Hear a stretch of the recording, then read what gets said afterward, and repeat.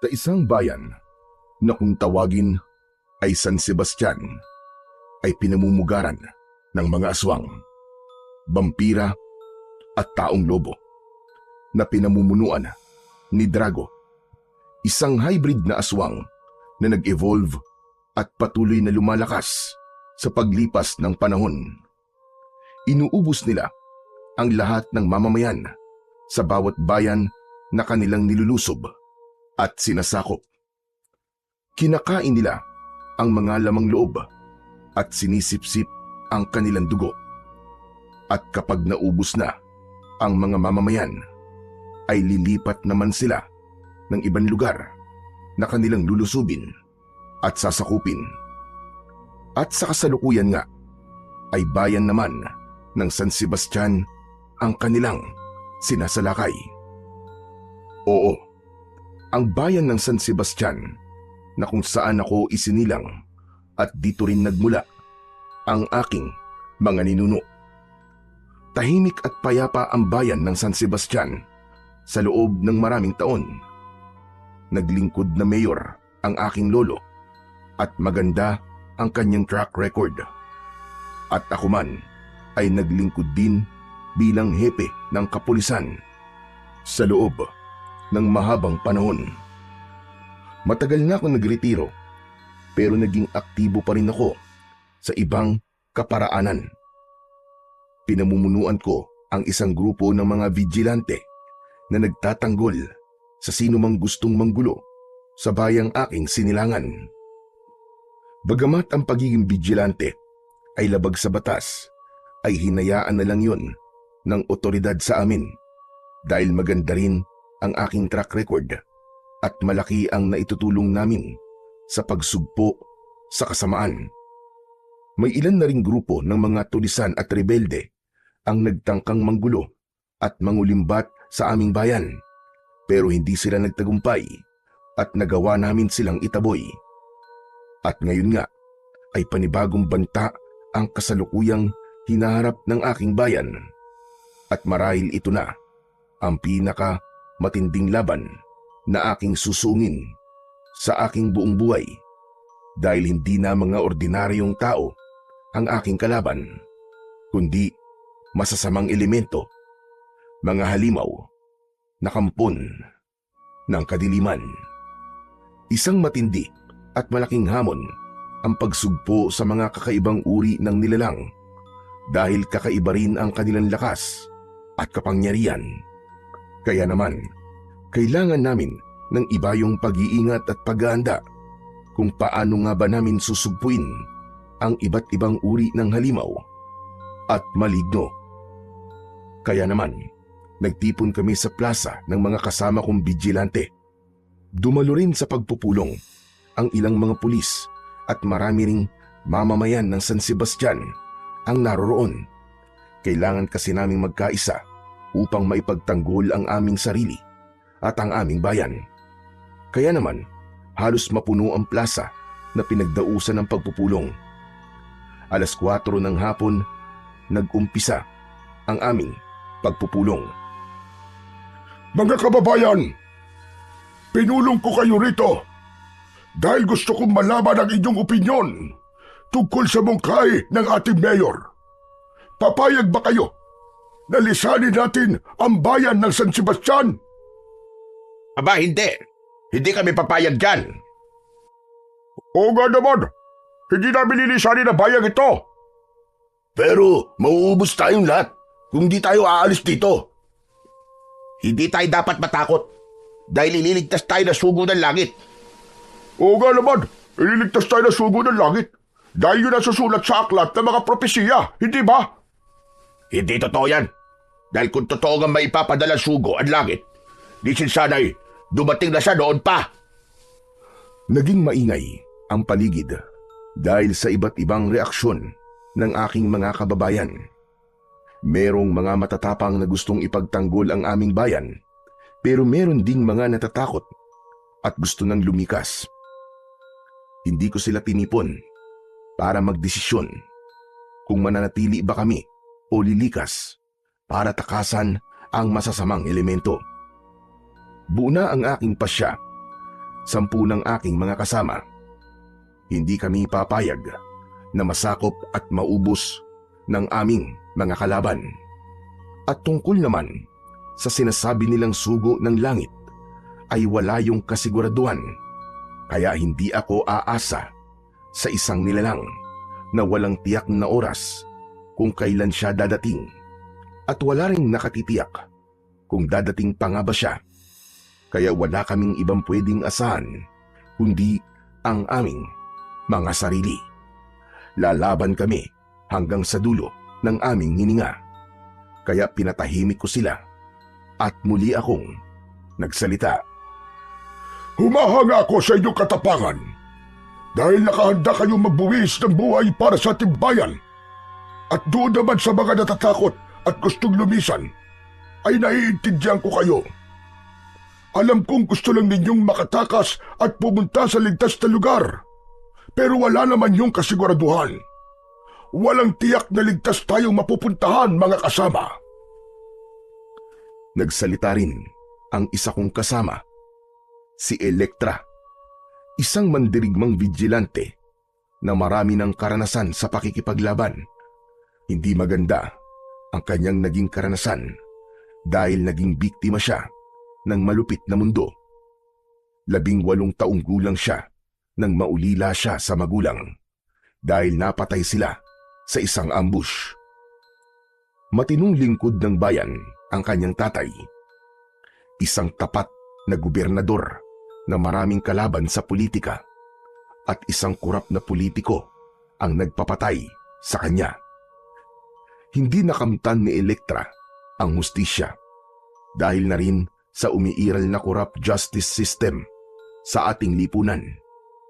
May 2 pa siyang nakababatang kapatid na babae na napatay naman ng mga magnanakaw na miyembro ng Akyat Bahay Gang at hinalay din muna ang 2 niyang kapatid ng mga adik na magnanakaw.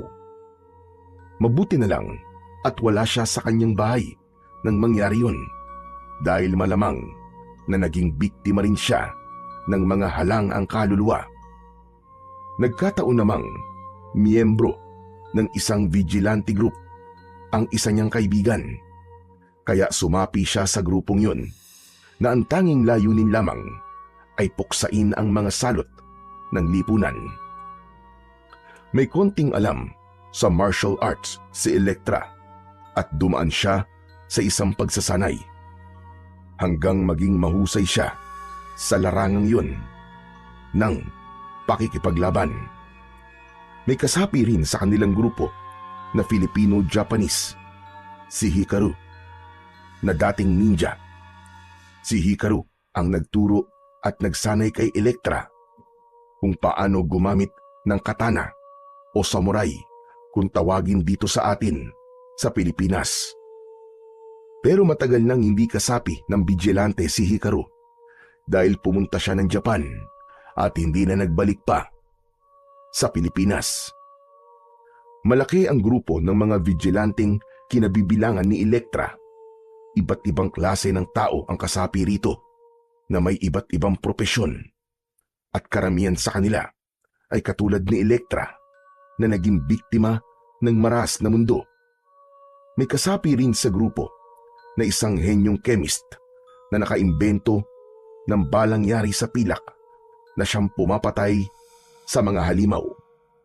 Hindi lang kasi mga salot ng lipunan ang naging kalaban ng kanilang grupo, kundi pati na rin mga maligno.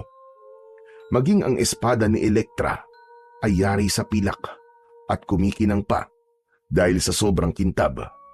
At marami ng kampon ng kadiliman ang napatay ng espadang yun, katulad ng aswang, tikbalang, vampira, kapre, taong lobo, nuno sa punso, mangkukulam, at iba't ibang uri ng maligno.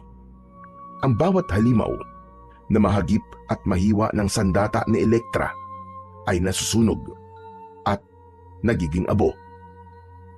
Si Elektra ang nag-recruit sa akin, kaya 5 taon na rin kaming magkasama sa grupo ng mga vigilante. Napatay sa isang engkwentro ang aming pinuno. At ako ang naging successor niya dahil ako ang napili ng aking mga kasama at si Elektra naman ang pinili kong maging kanang kamay. Kung tutuusin, ay may iba pang mas qualified kaysa sa akin para maging pinuno. Pero dahil na rin sa aking matagal na karanasan bilang dating hepe ng pulisya, ay ako ang pinili nila para sila ay pangunahan sa pagpapatuloy ng aming misyon. Tama si Lolo Pedong. Kailangan nating ipagtanggol ang ating bayan. Marami tayong kalaban. At hindi sila mga ordinaryong nilalang lang. Mga kampon sila ng kadiliman.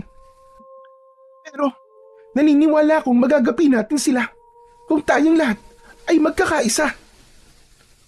Sumang-ayon ang mga matatapang at sumigaw sila at sabay-sabay na sinambit ang katagang "Lalaban tayo! Lalaban tayo!" Hindi nakatiis si Bokyo, ang 10 taong gulang na bata na kinupkop ni Elektra dahil ulila na rin sa mga magulang na naging biktima naman ng mga holdapper.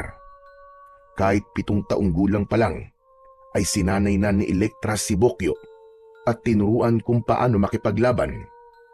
Kaya sa kanyang murang edad ay may karanasan na rin siya sa pakikipaglaban at ang kanyang sandata ay isang tirador at ang ibinabala niya sa tirador, tinggang pilak na kaya ring pumatay ng mga halimaw. Nasusunog din at nagiging abo ang bawat halimaw na tinitirador ni Bokyo. Tumayo sa harapan si Bokyo at buong yabang na ipinagmalaki ang kanyang sandatang tirador. Kasama rin akong lalaban sa mga halimaw. Nakikita niyo ba tong hawak kong tirador? Ito ang aking sandata. Pilak na tingga ang bala ko rito. At marami na rin akong napatay na aswang, vampira at tikbalang. May napatay din akong kapre, katulad ng pagpatay ni David kay Gulayat. Umiral na naman ang kayabangan mo, Bokyo. Tumigil ka nga. Hindi ako nagyayabang, Ate Elektra. Dahil yun naman ang totoo, di ba? Tama ang kapatid mo, Elektra. Isang inspirasyon si Bokyo at magandang halimbawa para sa ating mga kababayan. Bata pa lang siya, pero may kakaiba siyang tapang at dedikasyon. Marami kaming nakumbinsing sumama sa amin sa pakikipaglaban, pero marami rin ang nagpasyang lumikas at pumunta na lamang sa inaakala nilang ligtas na lugar. Iginagalang ko ang opinyon at desisyon ng bawat isa. Kaya yung mga gustong lumikas ay hindi ko na pinigilan, pero kinumbinsi ko pa rin silang manatili. At yung mga gustong lumaban at ipagtanggol ang aming bayan ay pinalakas ko palalo ang loob upang maisakatuparan ang isang dakilang layunin, ang ipagtanggol ang bayan at mamamayan ng San Sebastian. Naging mahaba ang aming pagpupulong dahil marami kaming mga plano kung paano lalabanan ang mga malignong itinuturing naming naging pinakamalaking banta sa bayan ng San Sebastian. Mahaba ang aming pagpupulong. Kaya inabutan kami ng gabi. Mag-aalas 7 na, kaya pinauwi ko na sila. Mga kasama, alam kong nagugutom na kayo. Kaya sige na, magsiuwi na kayo. Gumagabi na rin, kaya kailangan nating mag-ingat at maging handa sa pagsalakay ng ating mga kalaban. Hindi pa man ako natatapos sa aking pagsasalita, ay nakarinig ako ng sigawan at mga alulong ng asong gubat, at kasunod nun ay ang sunod-sunod na putok ng mga baril. Nabigla kaming lahat dahil hindi namin inaasahan ang biglaang pagsalakay ng mga aswang, vampira at taong lobo. Kanya-kanyang takbo ang mga tao para matakasan ang mga halimaw na humahabol sa kanila. Pero marami sa kanila ang hindi nakatakas sa matutulis na kuko at matatalim na pangil ng mga kampon ng kadiliman. Kaya naman, sa ilang minuto lang ay dumanak ang dugo dahil marami ang sinakmal ng mga vampira at taong lobo at meron ding mga naging biktima ng aswang at nakuha ang kanilang mga lamang loob. Pero hindi natinag ang mga kasamahan kong vigilante na may armas na baril na kung saan ay yari din sa tinggampilak ang mga bala. Kaya marami rin silang napatay na mga halimaw. Pero hindi tumalab sa mga kalaban namin ang baril ng mga pulis dahil ordinaryong bala lamang ang gamit nila. Kaya naman, marami ring alagad ng batas ang nalagas sa hanay ng kapulisan. Naging maigpit ang pakikipagtunggali namin sa mga kampo ng kadiliman, pero kami pa rin ang nanaig sa bandang huli dahil tumakbo at tumakas ang aming mga kalaban. Ganun pa man ay marami silang naging biktima, kaya nagkalat sa buong paligid ang mga bangkay, nawakwak ang leeg at butas-butas ang katawan. Nakakalat din ang mga abo ng halimaw na aming napatay. Subalit alam naming hindi doon natatapos ang laban at sa katunayan ay umpisa pa lamang yon ng aming pakikidigma at masahol pa sa salot ng lipunan ang aming mga kalaban. Biglaan ng pagsalakay ng mga halimaw na yun. Hindi natin napagandaan. Tama ka, Elektra. Pero kahit naman paano, ay lumaban tayo. Marami rin tayong napatay sa kanila. Pero ang mga kasamahan na lang nating vigilante ang naririto. Umuwi na ang ating mga kababayan. At malamang, hindi na natin sila makukumbinsing patuloy na makipaglaban dahil natakot na sila. Yun na nga ang problema natin ngayon. Kulang ang tauhan natin. Kaya maaaring maubos din tayo dahil mas marami ang ating kalaban. Siya nga pala, Lolo Pedong. Anong gagawin natin sa mga nakakalat na bangkay? Hindi na siguro sila kukunin ng mga kamag-anak nila. Maghahanap na lamang tayo ng bakanting lote na paglilibingan nila. Mas buryal ang mangyayari. Humingi tayo ng tulong kay Mayor. Siya na ang gagawa ng paraan kung paano sila ililibing ng sabay-sabay. Pagkatapos na mailibing ang mga bangkay, ay lumipas ang ilang araw na nababalutan ng takot at pangamba ang buong bayan ng San Sebastian dahil hindi nila alam kung kailan muling sasalakay ang mga halimaw. Naroon sila sa isang kuweba na kung saan ang kanilang pinuno ay si Drago. Si Drago ay isang hybrid na aswang dahil isa rin siyang vampira at taong lobo. Ang nanay niya ay isang aswang at ang tatay naman niya ay isang vampirang taong lobo. Kaya 3 klase ng halimaw ang kanyang mga alagad. Mga aswang, vampira at taong lobo. At kakaiba ang lakas ni Drago. Hindi mananalo sa kanya si Dracula kung sila ay maglalaban ng lakas sa lakas at kapangyarihan sa kapangyarihan. At dahil nga iba't ibang uri ng halimaw ang nananalaytay sa dugo ni Drago, ay kaya niyang magpalit-palit ng anyo. Pwede siyang maging aswang o vampira at pati na rin taong lobo. At talaga namang nakakatakot ang orihinal niyang itsura. Malaki siya na may taas na 2 metro. Mas matangkad pa sa dating NBA player na si Yao Ming. Malaki at matipuno ang kanyang katawang punong-puno ng matigas at makapal na balahibo. At ang kanyang muka ay parang isang lobo. Mahaba ang pangil at nanlilisik ang pulang mga mata. Malaki ang kanyang kamay na may mahahabang galamay at mahaba rin ang matulis niyang mga kuko. Kaya kapag nakita mo siya, ay baka sa takot pa lang ay mamatay ka na. At si Drago sa ngayon ay mahigit na 300 taon na. Kaya naman, hindi na mabilang ang mga lugar ang pinagkasikan niya ng lagim. Bukod sa mga halimaw, ay may isa pang matapat na alagad si Drago. Si Maruka, isang mangkukulam na babaylan at maraming alam. sa propesiya. Napabagsak na ang mga tauhan mo, Boss Drago. Mukhang nakatagpo sila ng katapat. Oo nga. Hindi ko akalaing marami rin palang matatapang na mandirigma ang bayan ng San Sebastian. At hindi ko inaasang marami ang malalagas sa aking mga tauhan. Ako ba na'y nagulat, Boss Drago? Napanood naman natin sa aking bolang kristal ang matindi nilang paglalaban. Napansin mo ba ang babae na may hawak ng espadang pilak? Kakaiba ang kanyang bilis at galing. At siya ang pinakamaraming napatay sa aking mga tauhan. Hindi siya ordinaryong tao. Tama ka, Bossing Drago. May kakaiba siya bilis at galing. Pero hindi tayo dapat na matakot sa kanya. Isa lang naman ang dapat nating katakutan. At yun ay walang iba, kundi ang sugo ng langit na posibleng tumapos sa ating lahat.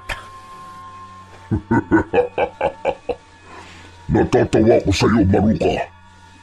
Hanggang ngayon ba naman ay naniniwala ka sa fake news na yun? Totoo ang sinasabi ko, Bossing.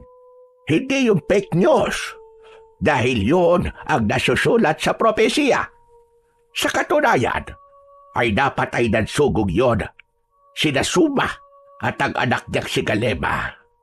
Pati na rin si Medusa ay napatay niya. Hindi tumalab sa kanya ang kapangyarihan ni Medusa dahil hindi naging bato ang sugo ng langit. At sa totoo lang, Bossing Drago, kinakabahan na ako sa kanyang pagbabalik. Pwes, hindi ako natatakot sa kanya. At kapag nagkaharap kami, ay uubusin ko kanyang dugo at magpapakabusog ako sa kanyang laman. Matagal-tagal ko na rin naririnig ang tungkol sa sugo ng langit, pero hindi ko alam kung dapat ko nga bang paniwalaan ang sinasabi nilang propesiya. At kung totoo nga yun, ay hindi pa rin kami dapat na umasa roon dahil hindi namin alam kung kailan ba darating ang tinutukoy nila na sugo ng langit.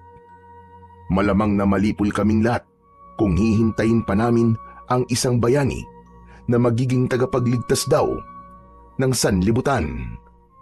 Hindi kami dapat na mag-aksaya ng panahon. Hindi na namin hihintayin pang muli na salakayin kami ng mga halimaw.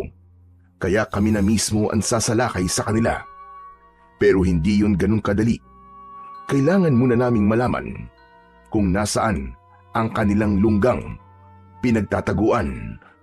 At meron kaming nasagap na balita na isang kuweba ang kanilang kampo. At yun ang aming aalamin. Pinuntahan namin ni Elektra ang isang gubat at hinanap namin ang kuweba na yun. Lolo Pedong, halos maghapon na tayong naghahanap. Pero hindi pa rin natin nakikita ang sinasabi nilang kuweba. Malapit na, Elektra. Nararamdaman kong malapit na tayo. Pero Lolo Pedong, malapit na rin kumagat ang dilim eh. Hindi tayo dapat abutan ng gabi rito. Delikado ang lagay natin. Oo nga, delikado na. Tama ka, umuwi na tayo. At bumalik na lang tayo rito bukas. Mabilis din naming nilisan ang kagubatan ng San Sebastian at bumalik kami sa aming kampo. Tuloy-tuloy pa rin ang ginagawa naming paghahanda, lalong-lalo na sa paggawa ng balang pilak. Kailangan bilisan namin ang aming pagkilos at paghahanda. Hindi namin alam kung kailan muling sasalakay ang mga halimaw. At ayaw naming maulit ang nangyari na bigla na lang kaming nabulaga dahil bigla rin ang pagsalakay ng mga halimaw na yon. Samantala, sa kuweba na pinagkukutaan ni Drago ay meron silang binabalak ni Maruka. Hindi pala lingid sa kanilang kaalaman ang pagmamanman namin ni Elektra malapit sa kanilang kinaroroonan. Nakikita pala nila kami ni Elektra dahil ang bolang kristal ni Maruka ay tulad ng isang CCTV na kung saan ay makikita nila ang mga umaaligid sa kanilang hideout. Siguradong babalik sila. Kaya may naisip akong paraan. Anong paraan, Bossing Drago? May ipapagawa kong misyon sa'yo. Kailangan kita para maisakatuparan ang aking plano. Anong mission yon, Bossing Drago? Baka naman mission impossible yan, Bossing. Gusto ko yan. Patutunayan ko sa inyong mas magaling ako kay Tom Cruise at James Bond. Huwag ka lang puro yabang, Maruka. Gawin mo ng maayos ang ipinagagawa ko. Hindi ito isang laro. Kinabukasan din ay bumalik kami ni Elektra sa gubat at umaasa akong matatagpuan na namin ang hinahanap naming kuweba na pinagkukutaan ni Drago. Nagpatuloy kami sa pagsasaliksik. Alam ko, malapit na kami. Malapit na naming matagpuan ang aming hinahanap. Dito tayo huminto kahapon. At alam kong malapit na tayo. Paano? Kung makita nila tayo dito, Lolo Pedong. Kasalukuyan silang natutulog at nagpapahinga. Kaya walang makakakita sa atin. Tulog! Tulungan niya ako! Sakla na! Isang tinig ng matandang babae ang aming narinig na humihingi ng tulong. Kaya pinuntahan namin kagad. Nakita namin si Maruka na nakahandusay at nilapitan namin. Naku, Lola! Lola, ano po nangyari sa inyo? Nahilo ako at natumba. Gutom na kasi ako. Paano yan? Wala kaming dalang pagkain dito. Ano bang ginagawa mo rito? At bakit ka napadpad dito? May mga kasama ako. Pero napatay sila. Napatay sila ng mga aswang. Diyos ko po, mabuti naman at hindi nila kayo pinatay. Matanda na raw kasi ako at hindi na raw sariwa ang aking dugo at laman. Kaya't pinabayaan na lang nila ako. At mabaho ka na rin. Kahit naman ako yung aswang, hindi kita kakainin kahit gutom na ako. Ako rin, kahit aswang ako, hindi rin kita pag-iinteresan. Ayokong kumain ng laman na matandang panot at mukhang butike. Tama na po yan. Huwag na po kayo magtalo. Ano to? Paano yan, Lolo Pedong? Kailangan nating isama si Lola. Ano ka ba? Pendong? Bagay na bagay sa itsura mo ang pangalan mo, Pendong. Pendong Panot. Ikaw ba? Anong pangalan mo? Maruka. Pangalan pa lang, nakakasuka na. Bagay din sa'yo. Mukha ka kasing bruha. Tama. Isa ka akong bruhang magkukulab. Naku, patay. Nadulas yata ang dila ko. Ang kukulit niyo naman eh. Tayo na nga po, Lolo Pedong. Umuwi na tayo. At isama na natin si Lola Maruka. Isinama na nga namin si Maruka sa aming kampo at wala kaming kaalam-alam na yun pala talaga ang plano ni Drago. Ang gawing espiya ang alalay niyang si Maruka. Pero kung tutuusin, ay hindi nila kailangan mag-espiya dahil nakikita naman nila kami sa bolang kristal ni Maruka. Marahil ay dahil yun sa limitasyon ng bolang kristal. Nakikita nila ang aming ginagawa pero hindi naman nila naririnig ang aming pag-uusap. Kaya naman, para lang CCTV ang bolang kristal ni Maruka. Hindi namin alam kung ano talaga ang binabalak ni Drago kaya wala rin kaming alam sa panganib na aming haharapin. At nakuha ni Maruka ang aming tiwala dahil marami siyang alam na magpapatindi sa aming pagiging curious. At yun ay walang iba, ang tungkol sa sugo ng langit. Naniniwala rin pala kayo sa sugo ng langit, Lola Maruka? Oo naman. Dahil yon ay isang propesiya na siguradong magaganap. Noon pa man, ay marami na naghihintay sa pagbabalik ng sugo ng langit. Pero, bakit wala pa rin siya hanggang ngayon? Baka naman, traffic din ang daan mula langit hanggang Pilipinas. Hoy, ikaw Padot! Huwag mong gawin biro ang pagbabalik ng sugo ng langit. Hoy, bruha! Huwag ka rin basta-basta maniniwala sa iyong naririnig. Baka fake news lang yan. Ay nako, parehong-pareho kayo ni Bossing. Ganyan-ganyan din kasi ang kanyang sinasabi.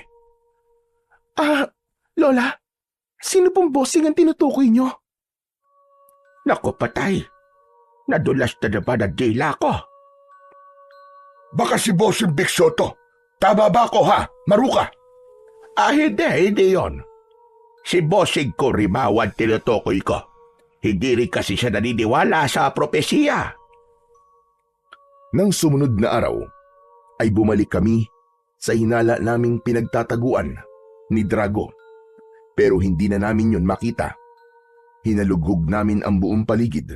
Subalit parang paikot-ikot lamang kami na parabang ginamitan kami ng isang mahika. Kahit na anong pagsisikap namin ay lagi kaming naliligaw at hindi namin matuntun-tuntun ang dati naming pinuntahan. At minsan pa ay inabot na kami ng takip silim, kaya umalis na kami roon at nabigo kaming makita ang kuta ni Drago. Madilim na nang makalabas kami sa kagubatan ng San Sebastian at sa aming paglalakad may narinig kaming malakas na ugong at nang kami ay tumingala ay may nakita kaming isang sasakyang panghimpapawid. At kahit madilim ay alam naming bilog ang hugis nun dahil may nakapalibot na maraming ilaw sa sasakyang yon. Para yung isang UFO na mabilis na bumubulusok pababa at marahil ay nawalan ng kontrol at siguradong babagsak. At ilang sandali pa ay nakarinig kami ng pagsabog dahil bumagsak nga ang sasakyang yon. Malapit lamang ang pinagbagsakan nun sa aming kinaroroonan. Halika, Elektra! Puntahan natin! Tignan natin kung ano yun! Sandali lang, Lolo Pedong. Hindi natin alam kung anong nakasakay doon. Paano? Kung alien ang mga yon? Paano natin malalaman kung hindi natin titignan, hindi ba? Pero, Lolo Pedong, Halika na! Bilisan natin! At pinuntahan na nga namin ang lugar na pinagbagsakan ng mahiwagang sasakyan. Umuusok ang wasak na sasakyan ng aming nakita at malaki rin ang uka na nilikha noon sa lupa. Wala kaming nakitang anumang nilalang, kaya hindi namin alam kung may nakasakay nga roon. Nagulat kami nang marinig namin ng isang matikas na boses mula sa aming likuran. Ako ba ang inyong hinahanap? Sa aming paglingon ay nakita namin ang isang lalaking matangkad at matipuno ang katawan. May suot siyang damit pandigma na parabang isang Roman soldier at kahit may suot siyang helmet ay kita pa rin namin ang kanyang kagwapuan. Mukha siyang artista kung tutuusin. Kamukha ni Dingdong Dantes. May hawak siyang mahabang espada na kulay ginto. sino ka? Ako si Apollo, ang sugo ng langit. Sugo ng langit? Kung ganun, ay totoo nga. Totoo nga ang nakasulat na propesiya sa banal na aklat. Hindi ako makapaniwala sa aking nakita. At naitanong ko sa aking sarili, siya na nga ba talaga? Siya na ba ang sugong tagapagligtas na matagal nang hinihintay ng sangkatauhan? Ilang sandali pa ang lumipas at nakarinig kami ng mga alulong ng taong lobo at huni ng mga vampira at aswang. Isang grupo ng mga halimaw ang papalapit na sasalakay sa amin. Huwag kayong matakot. Akong bahala sa kanila. Mabilis ang mga sunod na pangyayari. Pero mas mabilis ang naging pagkilos ni Apollo. Singbilis ng kidlat. Kaya naman, mabilis din niyang napatay at inubos ang mga halimaw na lumusob sa amin. At sa aking tansya ay nasa mahigit na 30 halimaw silang lahat. At tunay ngang kamangha-mangha ang bilis at tapang ni Apollo dahil tinapos niya ang kanyang mga kalaban sa loob lamang ng 1 minuto. Kaya naman, hindi na kami nagduda pa ni Elektra. Isang matibay na ebidensya ang aming nasaksihan. Si Apollo nga, ang sugo ng langit. Tuwang-tuwa kami ni Elektra dahil nabuhay ang aming pag-asa. Totoo nga palang may sugo ang langit na magliligtas hindi lamang sa bayan ng San Sebastian, kundi sa buong mundo. At isang malaking karangalan ang makilala namin siya. Inanyayahan namin si Apollo na sumama sa aming kampo at malugod naman niya kaming pinaunlakan. At malugod din siyang tinanggap ng aming mga kasama. At siya ang nagbigay sa amin ng lakas ng loob para maging matapang at hindi matakot sa aming mga kalaban. Pero sa pagdating ng isa pang panauhin, ay isa namang panauhin ang nawala at biglang lumisan. Teka, nasan pala si Lola Maruka? Umalis siya, Ate Elektra. Ano? Saan daw siya pupunta? Hindi niya sinabi, pero babalik din daw siya kagad. Anong oras ba siya umalis? Kanina pa po, pagkatapos namin magtanghalian. Ganun ba? Pero bakit wala pa rin siya hanggang ngayon? Malalim na ang gabi ah. Huwag na natin siyang hintayin, ate. Bukas na siguro siya babalik. Mabuti pa nga siguro kung bukas na lang siya ng umaga uuwi dahil delikado na pag ganitong oras. Sa totoo lang, ay nahihiwagaan ako kay Maruka dahil may pagka-misteryosa siya. Hindi ko pa rin lubos maisip kung ano ang ginagawa niya sa gubat nang siya ay aming matagpuan. Para kasing hindi ka panipaniwala ang kanyang kwento. Ang sabi niya ay meron siyang mga kasama na pinatay ng aswang. Meron bang aswang na sumasalakay sa katanghalian ng araw? Kahit ang mga vampira at taong lobo ay takot din sa sikat ng araw. Ayoko nang pasakitin pa ang ulo ko dahil hindi naman big deal sa amin kung sino nga ba talaga si Maruka dahil hindi namin siya kailangan. Si Apollo ang dapat naming pagtuunan ng pansin dahil siya ang sugo ng langit na magliligtas sa aming lahat. Kaya naman, nagkaroon kami ng pagpupulong tungkol sa gagawin naming paglusob sa kuta ni Drago. Pero ayon kay Apollo, ay hindi raw dapat kami maging padalos-dalos. Kailangan daw naming maghintay ng magandang pagkakataon. Ano pa bang magandang pagkakataon nang hihintayin natin, Lolo Pedong?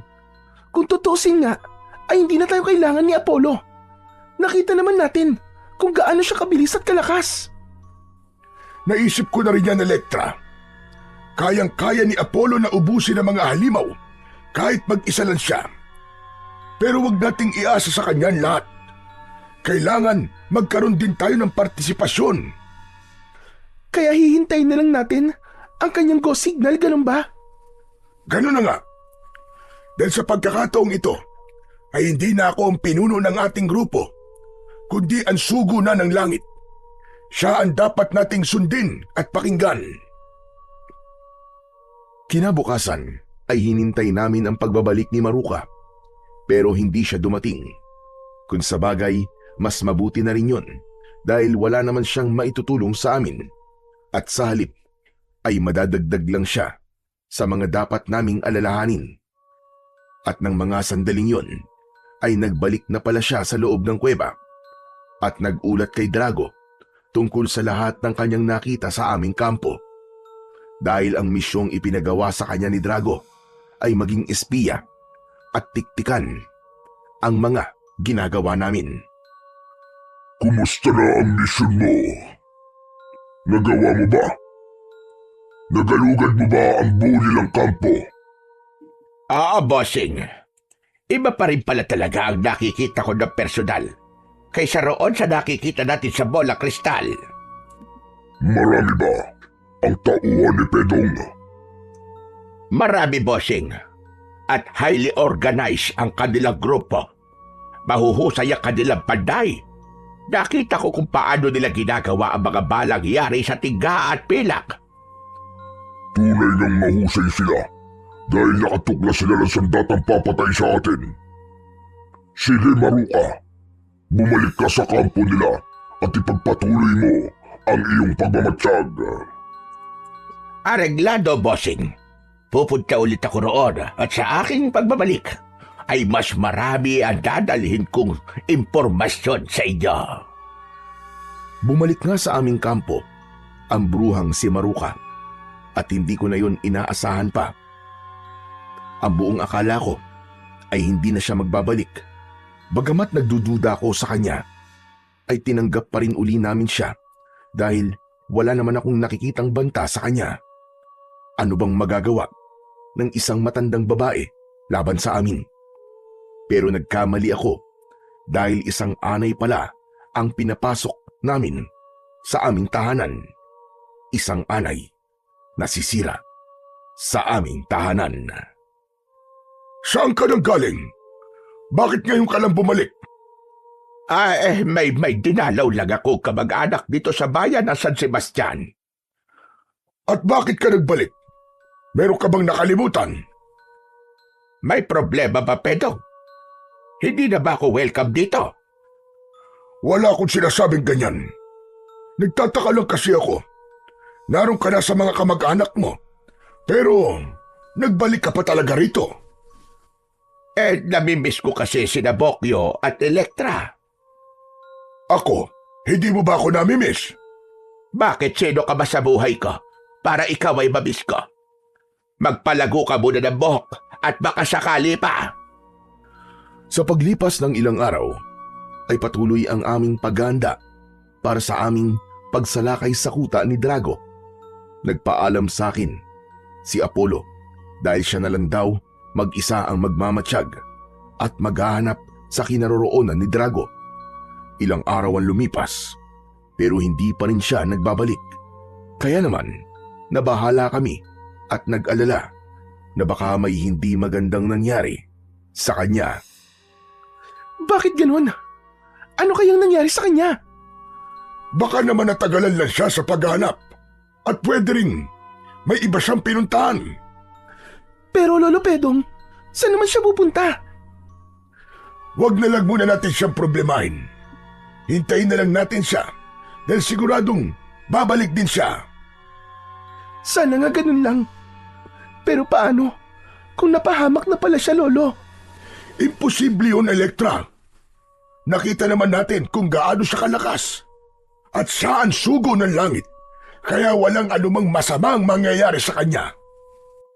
Ilang araw pa ang lumipas pero hindi pa rin bumabalik si Apollo. Kaya kaming lahat ay unti-unting pinanghinaan ng loob. Ang aming buhay na pag-asa ay unti-unti na ring namamatay. Ano na nga ba ang nangyari sa sugo ng langit na aming tagapagligtas? Inabandona na niya ba talaga kami ng lubusan? Pinaasa lang ba niya kami? Maraming tanong sa aming mga puso at isipan at wala kaming mahagilap na sagot. Para kaming mga basang sisiw na iniwan ng aming ina. Pero hindi kami dapat maging duwag dahil sa umpisa naman ay buo na ang aming loob na lumaban kahit wala pa ang sinasabi ng propesiya na sugo ng langit. Kaya hindi kami papayag na mamatay ng hindi lumalaban. Kaya naman, tinipon ko at muling pinulong ang aking mga kasama. Sinikap kong palakasin ang kanilang loob dahil sa pagkakataong yun ay wala kaming ibang dapat asahan kundi ang aming mga sarili.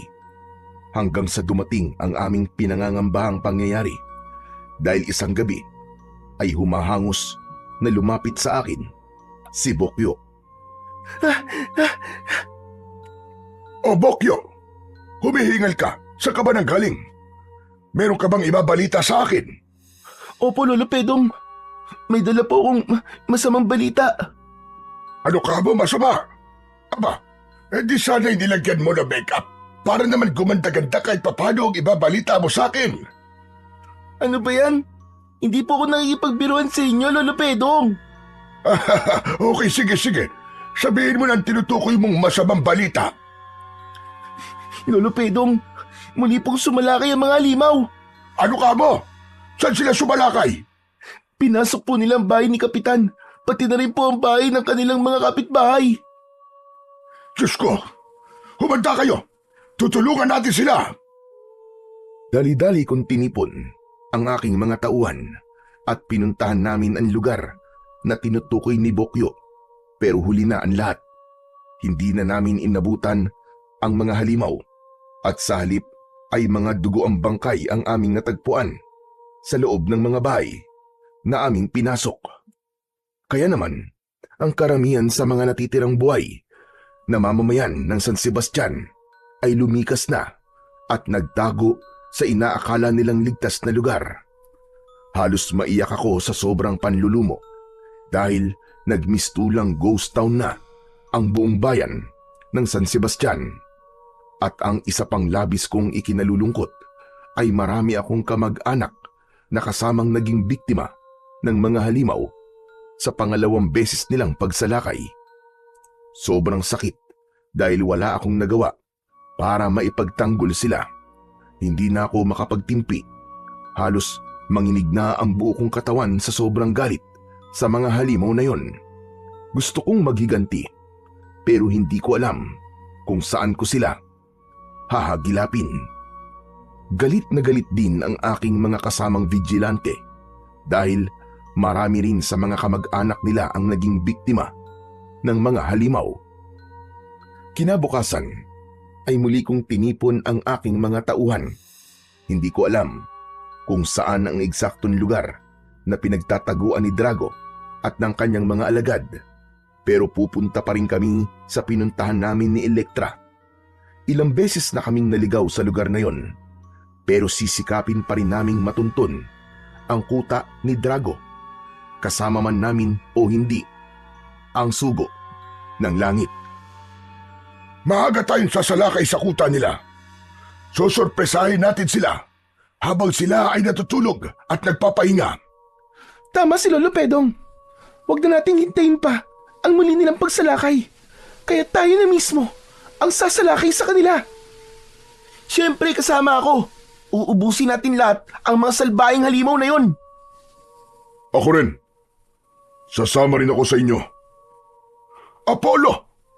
Ikaw ba yan? Diyos ko, maraming salamat at dumating ka.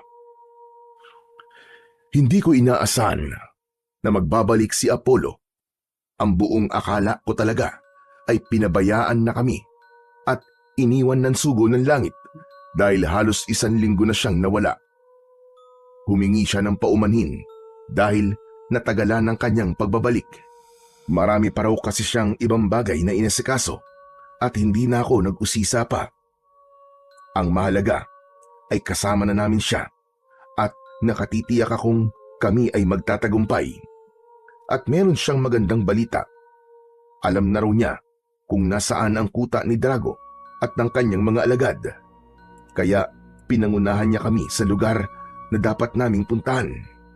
Halos 2 oras din kaming naglakad dahil maraming pasikot-sikot kaming dinaanan.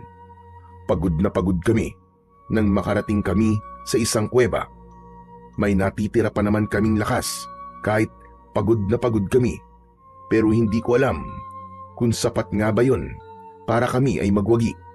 Hindi kami dapat mangamba at matinag dahil kasama namin ang sugo ng langit na aming tagapagligtas. Kaya kahit anong mangyari, kami ay kanyang poproteksyonan at ipagtatanggol. Pumasok kami sa loob ng kuweba at padilim ng padilim habang lumalayo ang aming nilalakad.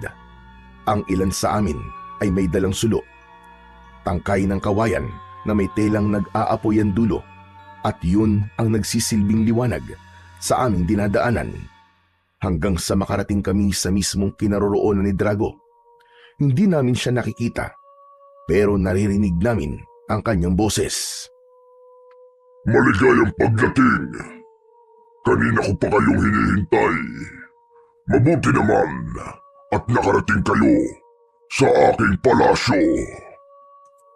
Umalingaw sa buong paligid ang malakas na boses ni Drago, at dahil nga hindi namin siya nakikita ay nagpalinga-linga kami sa buong paligid. Hindi talaga namin siya nakita at nagpatuloy lamang siya sa pagsasalita. Gutom na ba kayo? Gusto niyo ba kumain? O baka gusto ninyong kayo ang aming kainin? Hindi pa rin namin nakita ang pinagmumulan ng boses na yon. At dahil sa huli niyang sinabi, kami ay naalarma at natakot. At lalo kaming nangamba dahil napansin naming wala na si Apollo. Hindi namin alam kung saan siya nagpunta. Saglit lang kaming nalingat at bigla na siyang naglaho. Oh, bakit kayo natigilan? Naduduwag na ba kayo? Nasaan na pala ang ipinagmamalaki ninyong sugo ng langit? Sino ka ba? At nasaan ka? Ikaw ang tuwag dahil ayaw mo magpakita sa amin! Isang putok ng baril ang aking pinakawalan. Magkahalong takot at panggigigil ang aking nararamdaman. Maging ang mga kasama ko ay natatakot na rin. Huwag mong sayangin ang iyong bala. Ireserba mo yan. Huwag kang pikon dahil lalo ka lang pumapangit. Ano ka ba? Walang hiya ka! Magpakita ka sa akin! Lumabas ka! 2 putok pa uli ang aking pinakawalan. Nanggigigil na talaga ako. Alam ko na hindi ako dapat mawala sa focus, pero dismayado talaga ako dahil naisahan kami ni Apollo. Matagal na pala nilang pinag-usapan ni Drago ang gagawing pagpapanggap bilang sugo ng langit. Isinakripisyo ni Drago ang ilan niyang alagad na napatay ni Apollo at ngayon nga ay nahulog sila sa isang patibong dahil si Apollo mismo ang nagdala sa kanila sa harapan ni Drago. Kaya gano'n na lang ang pagkadismaya ko. Relax lang, Lolo Pedong. Sayang ang bala. Pero anong gagawin natin? Nasaan na ba si Apollo?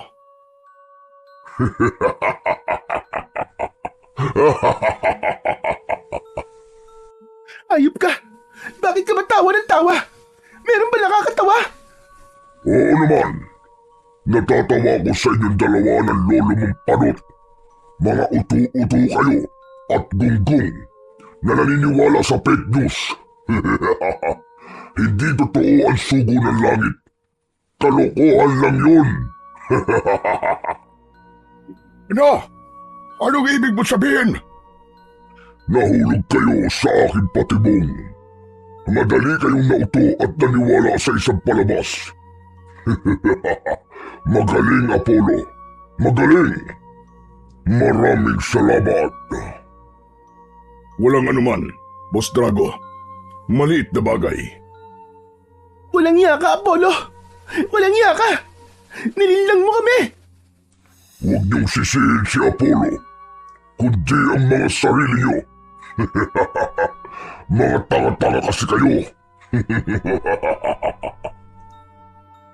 Ayop talaga kayo. Mga hayop. Mga demonyo kayo. Magpakita kayong dalawa sa akin dahil tatagdarin ko kayo ng pinong-pino. Matapang ka talaga, Elektra. At maganda ka rin. Sayang naman ang iyong ganda at tapang kung mamamatay ka lang. Kaya aalukin kita ng isang magandang posisyon. Gusto mo ba na maging reyna ng aking kaharian? No way! Over my dead body! Mamamatay na muna ako bago mangyari ang ilusyon mo! Sige, sinabi mo eh. Your wish is my command. Makalipas ang ilang saglit ay biglang napuno ng usok ang buong paligid. At nang malanghap namin ng amoy ng usok, kaming lahat ay nahilo at nakatulog. Nagtagumpay sa kanyang plano si Drago. Inutusan niya ang isa niyang tauhan na si Apollo para magpanggap na sugo ng langit. Madali kaming napaniwala. Isinakripisyo ni Drago ang ilan niyang alagad para maisakatuparan ang kanyang binabalak. Si Apollo, na inakala naming katuparan ng propesiya, ay isa palang huwad na sugo ng langit. Nagtagumpay si Drago at naging biyag niya kaming lahat. Magaling, bossing! Napakaganda ng iyong ideya. Pero ano ngayon ang gagawin natin sa ating mga bihag? Ano bang magandang gawin sa kanila, Maruka? Ano pa ba, bossing? E di kainin mo kanilang mga laman loob at sipsipin ang kanilang mga dugo. Alam ko, bossing, gutom ka na. Pati na rin ang iyong mga alagad. Nanghihinayang ako sa kanilang tapang, kaya hindi ko sila papatayin. Gagawin ko silang alagad, at si Elektra naman ang aking magiging reyna. Pero, bossing, paano mo gagawin yon? Kakagatin ko lang sila ng bagya sa kanilang mga leeg, at sa loob ng 3 araw ay magbabagong anyo na sila. Magiging halimaw din silang lahat at magiging aking alagad. Hindi ko nga lang alam kung anong itsura ang kanilang kalalabasan. Makalipas ang ilang oras, ay nagising ako. Ganun na lang ang aking pagkabigla dahil sa aking pagbangon ay nabungaran ko si Maruka at ikinuwento niya sa akin ang buong katotohanan. Isa raw siyang bruhang mangkukulam na alagad ni Drago at nagpanggap din siya para maging espiya. Kaya minsan ay nadismaya na naman ako dahil hindi lang si Apollo ang nanloko sa amin, kundi pati na rin ang bruhang si Maruka. Itinanong ko sa kanya kung nasaan si Elektra at ang iba ko pang mga kasama. Dinala niya ako sa kanilang malaking kulungan. Naroon silang lahat at hindi pa rin nagigising at napansin kong may kagat sa kanilang mga leeg. Ano nangyari sa kanila? Bakit may kagat sila sa kanilang mga leeg? Huwag kang mag-alala, Pedong. Hindi sila mamamatay dahil maliit na kagat lang ang ginawa ni bossing. Kung ganon, anong mangyayari sa kanila? Magigising sila pagkalipas ng 3 araw. Pero magbabagong anyo na silang lahat. Lahat sila ay magiging vampira o aswang at magiging alagad ni bossing. Si Elektra, dasan siya? Huwag kang mag-alala. Nasa maayos siyang kalagayan dahil VIP treatment siya para kay bossing. Anong ibig mo sabihin? Magiging vampirang aswang din siya at itatakda ang kanilang kasal pagsapit ng kabilugan na buwan. Teka muna sandali. Bakit ako? Wala akong kagat sa leeg. Matanda ka na kasi. Wala ka na silbi para maging alagad ni bossing. At gusto rin niyang masaksihan mo ang mga sunod na mangyayari. Hindi ko gusto ang masamang binabalak ni Drago at ayoko nang masaksiyan pa yon. Pero anong aking magagawa? Hindi na ako makakalabas pa sa lugar na yon. Hindi ko na magagawang tumakas dahil nakagapos ang aking mga paa at kamay. Kaya malamang na dito na ako mamamatay. Ito na ang aking magiging libingan. Ganun pa man ay ayoko pa ring mawalan ng pag-asa. Patuloy pa rin akong nagdadasal na sana ay totoo nga ang nakasaad sa propesiya. Sana nga'y totoong may sugo ang langit na magliligtas sa aming lahat mula sa mga kuko ng halimaw. At kung wala na nga akong dapat na asahang tagapagligtas, ay nananalangin na lang ako na sana'y makatakas ako. Pero kung sakaling ang makatakas ako, ano ang aking gagawin? Hahayaan ko na lang bang mapahamak ang aking mga kasama dahil magiging alagad din sila ni Drago? Marahil ay wala na akong ibang magagawa kundi ang manalangin at mukhang dininig ng Diyos ang aking panalangin. Lolo Pedong! Lolo Pedong! Lolo Pedong, gumising kayo! Bokyo, ikaw nga ba yan? Ako nga po ito, Lolo Pedong! Paano ka nakatakas? Tumakas na po agad ako nung una ko marinig ang boses ng pinuno ng mga halimaw. Wala pong nakapansin sa akin at naganap po ako ng malalabasan. May nakita ka ba? Opo, Lolo Pedong. Pero hindi ko po kayo pwedeng iwan, pati na po mga kasama natin. Kaya naghintay po ako ng pagkakataon. Nasaan na po si Ate Electra? Biyag ni Drago si Electra at magiging halimaw din siya pagkatapos ng 3 araw. Magiging alagad siya ni Drago, pati na rin ang ating ibang mga kasamahan. Paano po nangyari yun? Huwag ka na magtanong. Kalagin mo na lang ang gapos ko at tumakas na tayo. Samantalahin natin ang pagkakataon habang natutulog silang lahat. At kinalag na nga ni Bokyo ang aking gapos at nakalabas kami ng kuweba. Nagpunta kami sa aming kampo at iilan na lang ang natira kong kasama. Sila ang mga naiwang bantay at ang lahat ng aking mga kasama pati si Electra ay bihag na ni Drago. At hindi ko alam kung may magagawa pa nga ba kami upang mapigilan ang pagbabagong anyo ng aking mga kasama. Saan nga ba kami pupunta? Kanino kami lalapit upang humingi ng tulong? Isa lang ang alam kong paraan, ang pinaniniwalaan, ang nakasulat na propesiya at umasang magbabalik ang sugo ng langit upang kami ay iligtas. Mabilis na lumipas ang oras hanggang minsan pa ay sumapit na ang dilim. Tahimik ang buong paligid. Nakakabinging katahimikan. At sino pa nga ba ang mag-iingay? Halos naubos na ang mamamayan ng San Sebastian. Marami ang napatay at naging biktima ng mga halimaw.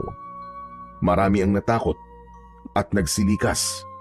May ilan pa namang natitira na hindi umaalis dahil wala naman silang mapupuntahan at naghihintay na lamang sa muling pagsalakay ng mga halimaw na tatapos sa kanilang mga buhay.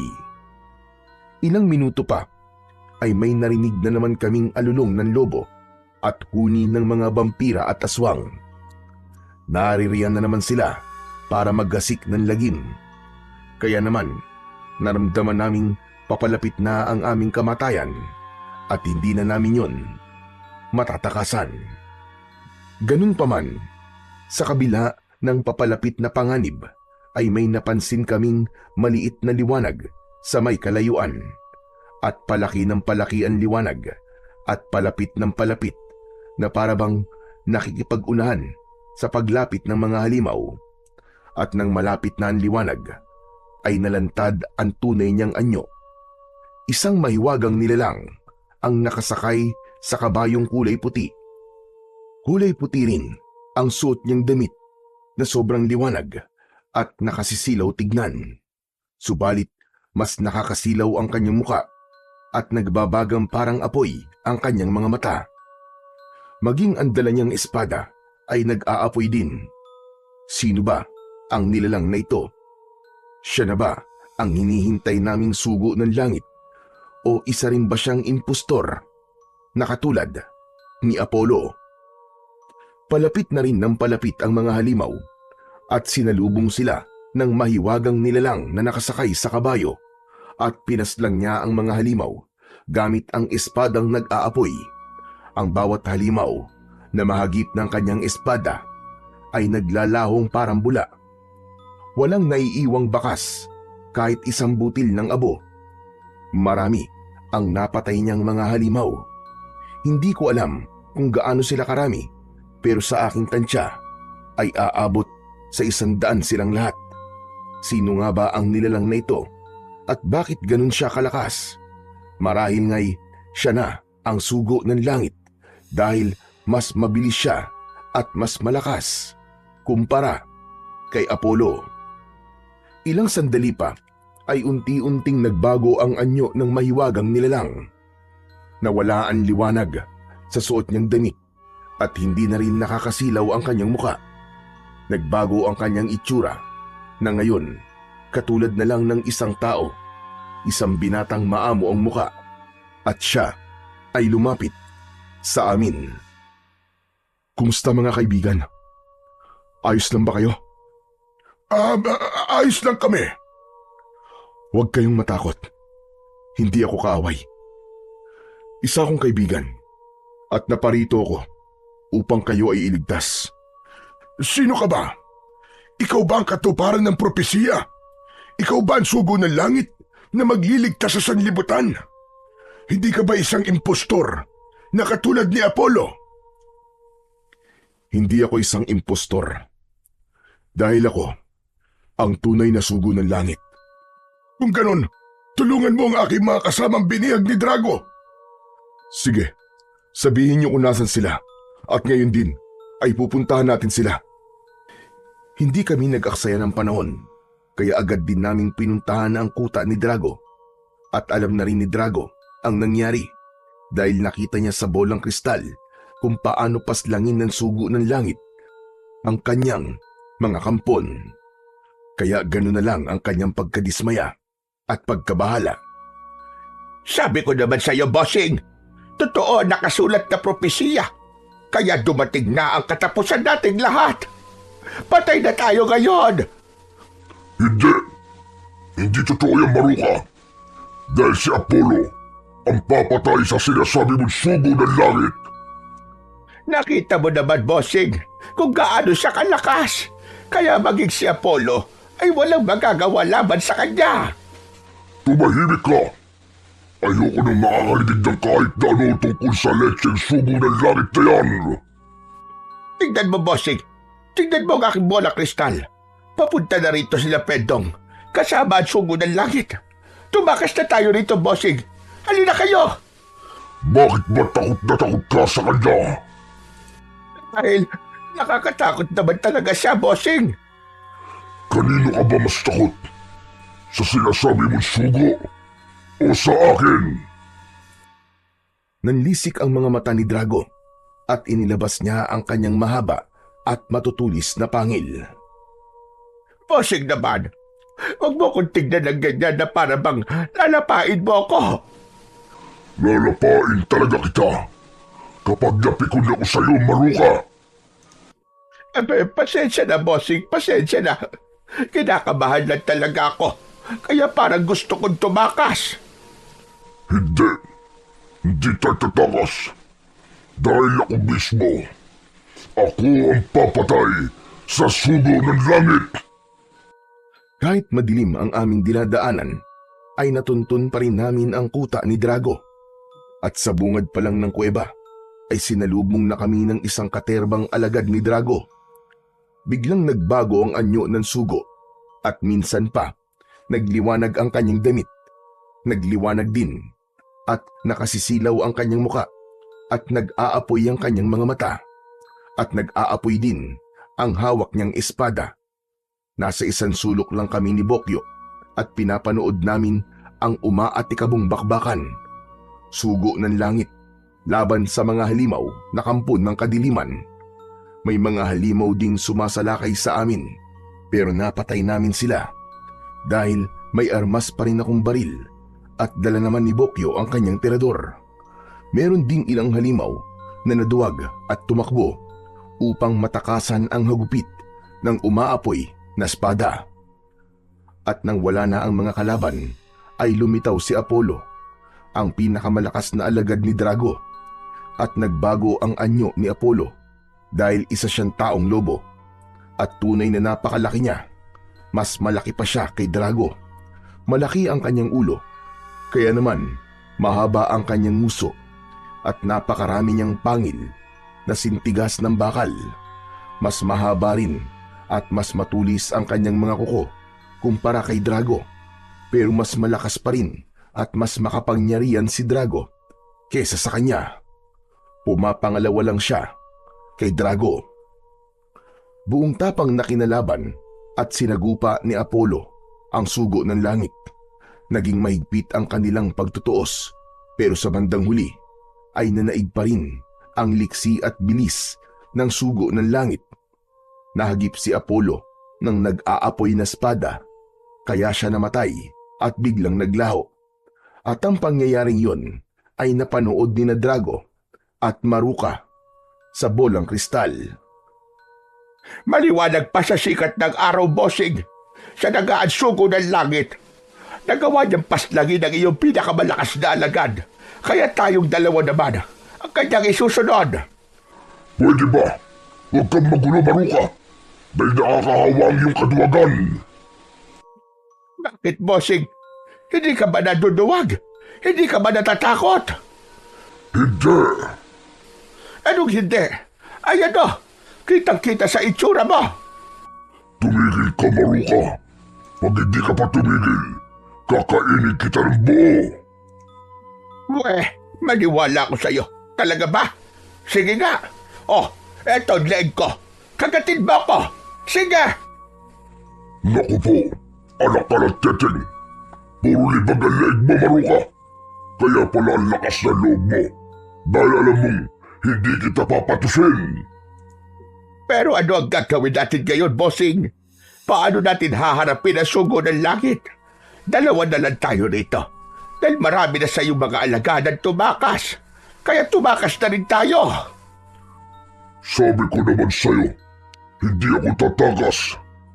Papatayin ko ang sugo ng langit. Wala nang makakapigil sa amin, kaya pumasok na kami sa loob ng kuweba.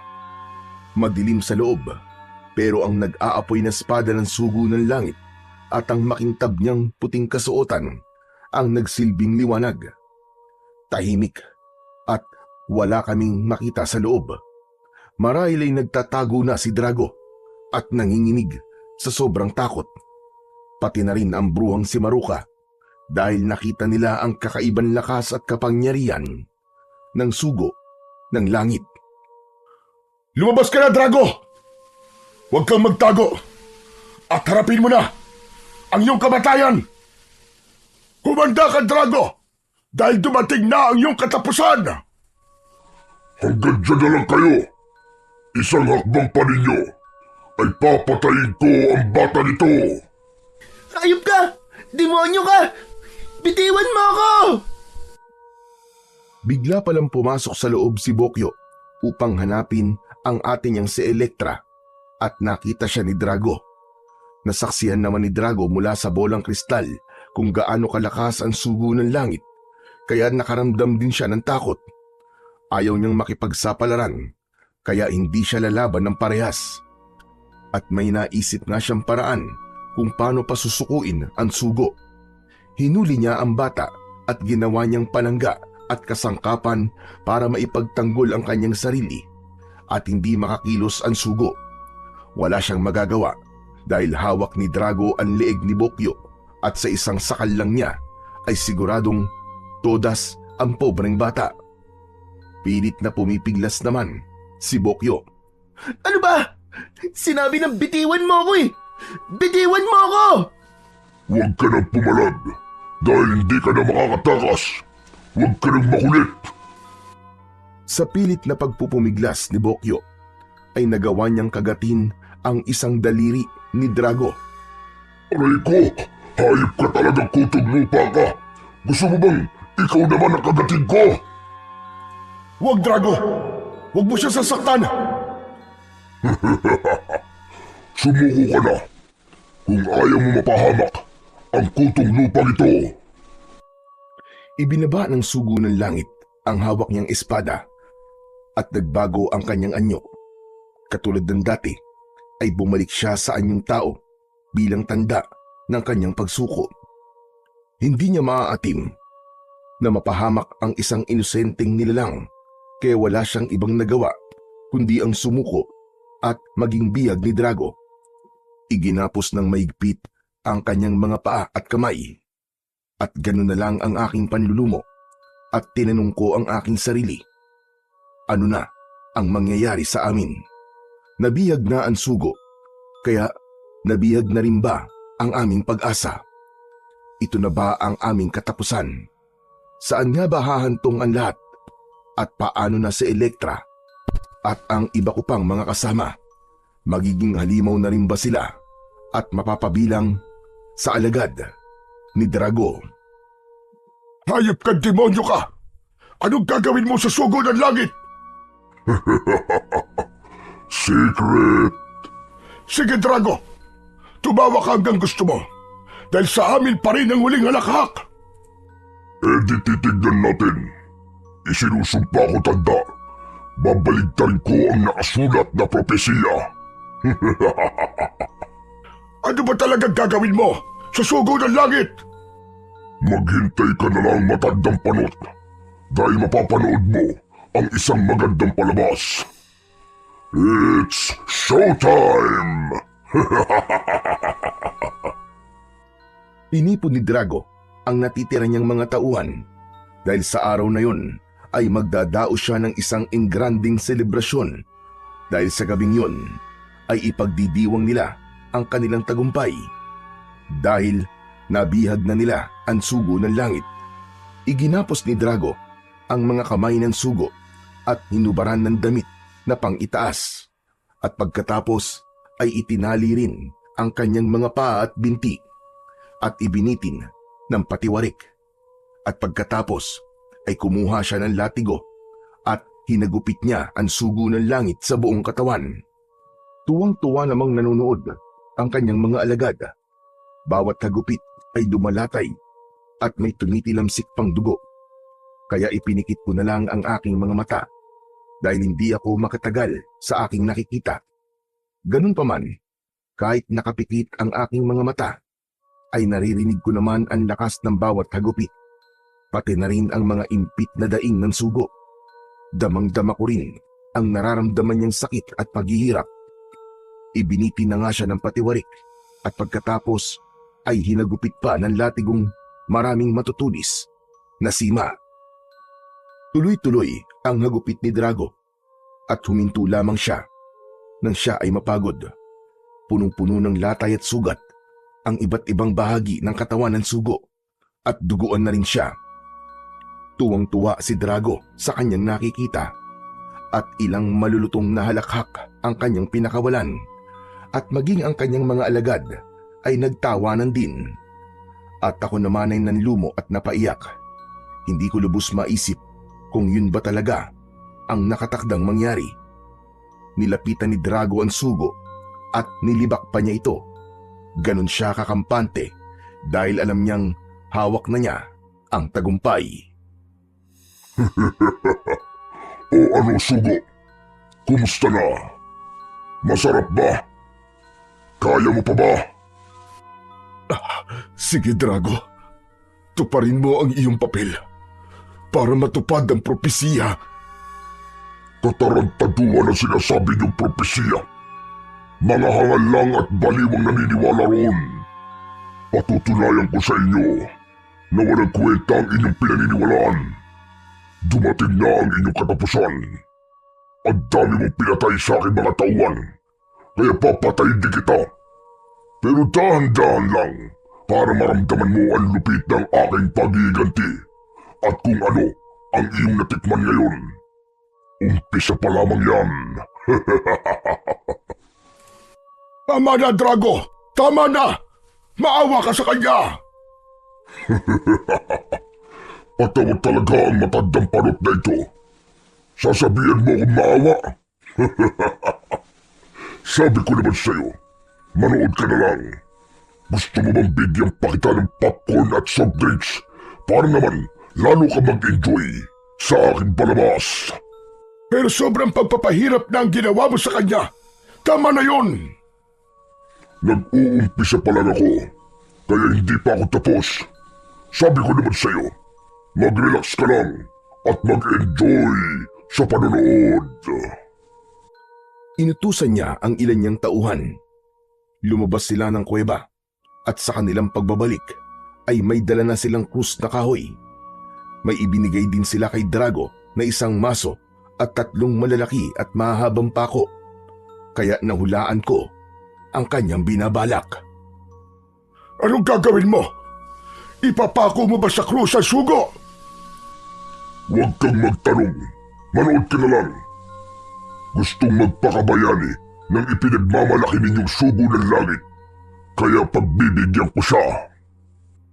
Inutusan uli ni Drago ang ilan niyang mga alagad para kalagahan ang gapos ng sugo. Hindi na halos siya makatayo at makalakad, kaya kinaladkad na lang siya papunta sa krus na kahoy. Inihiga nila ang sugo at inumpisahan na ni Drago na ipako sa krus ang dugo ang binata. Unang ipinako ni Drago ang kanang kamay ng sugo. Hawak siya sa braso ng 2 aswang at sa kabilang braso ay 2 namang vampira. At hawak naman ni Drago ang maliit na maso na ginawa niyang pampukpok sa pako.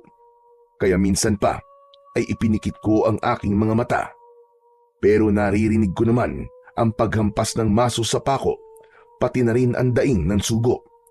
Pagkatapos nilang ipako ang mga kamay ng sugo, ay isinunod naman ang 2 paa. Napaiyak na uli ako at naitanong ko sa aking sarili, paano na kami kapag namatay ang sugo ng langit? Mamamatay na rin ba ang aming pag-asa? Dito na nga ba matatapos ang lahat? Minsan pa ay kinausap ni Drago ang natitira niyang mga alagad dahil marami na ang napaslang sa kanila. Kaya kukunti na lang ang natitira niyang mga alagad. Malaki ang nawala sa ating bilang dahil kagagawa ng sugo ito. Pero hindi tayo dapat madismaya dahil wala nang haadlang sa atin sa pag-iimagsik ng lagim. Pero bukas na gabi ay meron namang madadagdag sa ating bilang dahil magiging halimaw na rin ang mga dati nating kalaban at magaganap ang kanilang pagbabagong anyo bukas ng ating gabi. Yun pa pala ang isa kong inaalala.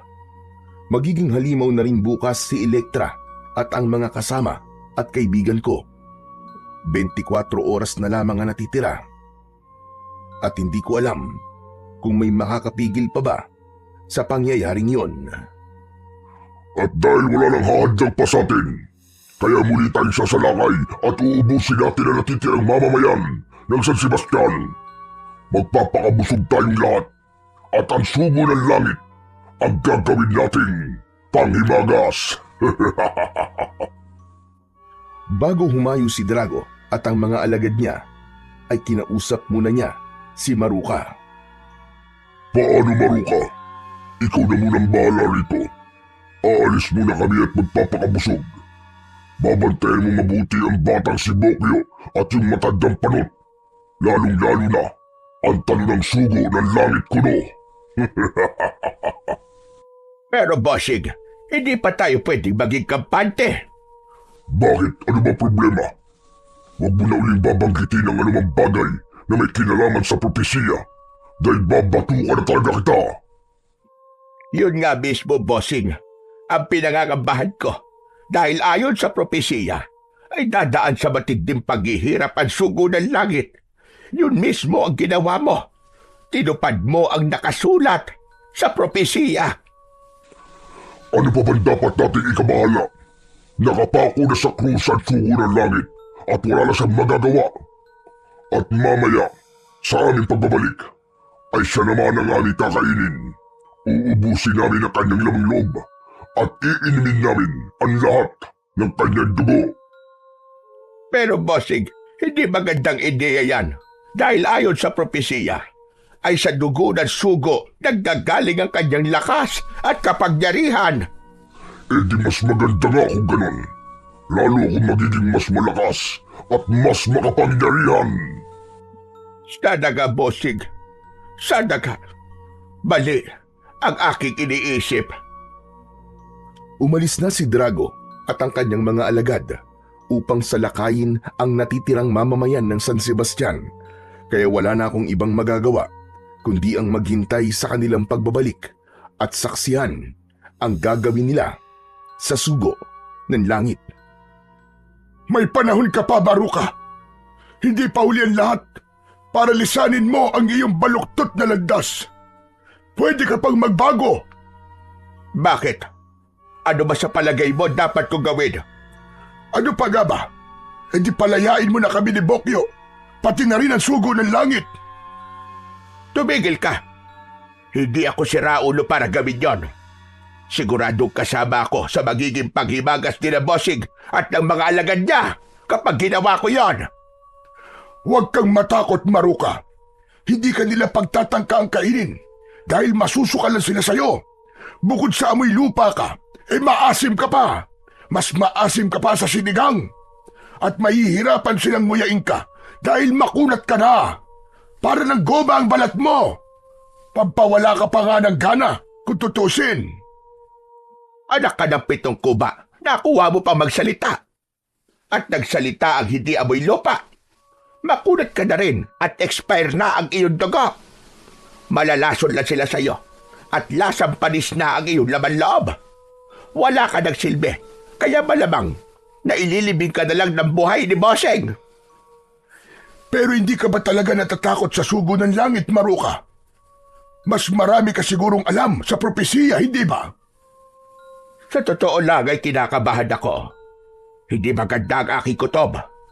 Malinaw ang nakasaad na propesiya. Ang sugo ng langit ang papatay kay Drago at sa lahat ng kanyang mga alagad. Pero hindi nakasaad kung paano mangyayari iyon. Sa kalagayan ng sugo ng langit ngayon, sa palagay mo ba, ay may magagawa pa siya? Ngunit ikaw na mismong nagsabi, ang sugo ng langit pa rin ang magtatagumpay sa bandang huli. Kaya mag-isip-isip kang mabuti kung sino ang iyong papanigan. Mukhang tumalab kay Maruka ang sinabi ko sa kanya, kaya pinag-isipan niyang mabuti kung babaligtad nga ba siya. Magagawa ba niyang traidorin ang kanyang amo? Hindi pa rin ako mapalagay. Hindi mawala sa isip ko ang nakasaad sa propesiya. Maraming ang mga hula ang natupad. At kahit isang propesiya ay hindi sumasablay. Pero may magagawa pa nga ba ang sugo ng langit ngayong nakapako na sa cross? Siguradong papatayin siya ni Bossing Drago babaya. At kapag nangyari yon, ay hindi matutupad ang propesiya sa kauna-unahang pagkakataon. Pero hindi ko tiyak kung ganun nga ang mangyayari. Aabangan ko na lang ang sunod na kabanata. Kapag may naganap na himala at nakawala ang sugo ng langit, edi sa kanya ko papanig. Magandang ideya. Halos 1 oras lang ang nakalipas ay bumalik na kagad si Drago at ang kanyang mga alagad. Busog na busog sila dahil marami silang nabiktima. Kaya malamang bukas ng umaga ay siguradong mga kalunos-lunos na balita na naman ang kakalat sa iba't ibang panig ng mundo. Pinagmasdan ni Drago ang sugo ng langit na nakapako sa krus at kinutya niya ito at pinagtawanan. Kumusta na, sugo? Buhay ka pa ba? Kawawa ka naman dahil mamaya gagawin naming alak ang iyong dugo at gagawin naming pulutan ang iyong laman.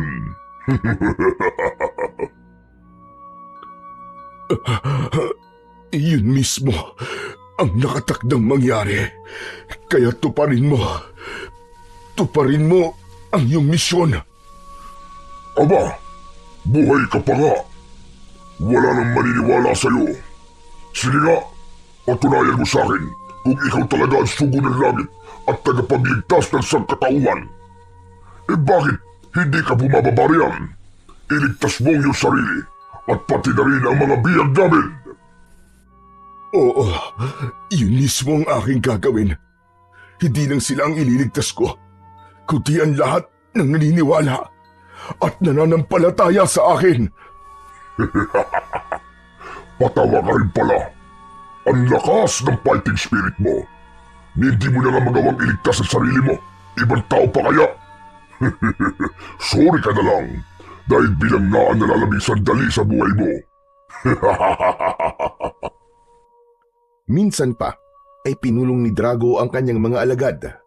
Bagamat silang lahat ay busog na, pero natatakam pa rin sila at nasasabik sa laman at dugo ng sugo ng langit. Lahat sila ay curious kung ano nga ba talaga ang lasa ng dugo at laman ng isang nilalang na may pambihirang lakas.